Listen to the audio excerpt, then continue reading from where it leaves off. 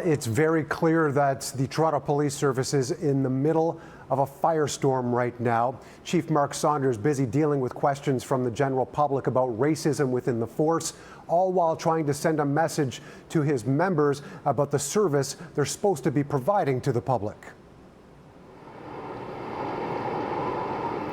In a video message recorded for members of the Toronto Police to try and address anti-black racism, Saunders doesn't refer to the recent death of Regis Korczynski-Paquette, but does acknowledge the killing of George Floyd at the hands of a police officer in the U.S. He says the issue of racism is also a problem here in our city as well and needs to be addressed.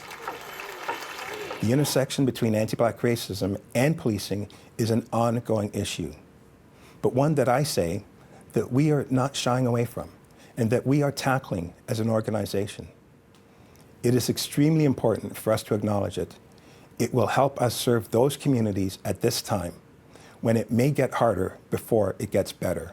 They need to know that we are going to be bringing calm to help and to assist people when sometimes they are at their lowest moments. This is the job we are trained to do to help keep our city safe. Are we perfect? No, we are not. Is there room for improvement? Always. There is room for continued learning from our Black and other racialized communities, for dialogue and for improvement. Now, perhaps evidence of some of the unrest in Toronto's police service, former union head Craig Brommel has written a letter that CityNews has acquired to members telling them to stick together and that decision makers will turn on you. Here's a portion of that letter now. Quote, I keep hearing from some of the older coppers that the younger troops coming on the job are different than the old days of when we all stuck together.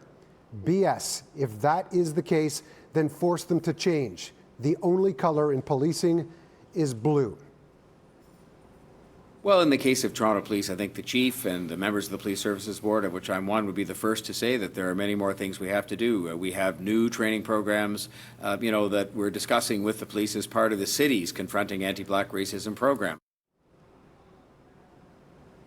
Now, the video message from Saunders is clearly, or at least seemingly, an effort to try and counter some of the messages from outside groups calling for accountability and more action. Then we hear about this letter as well. So clearly something much bigger is at play here. And obviously we'll look for more in the days and weeks ahead.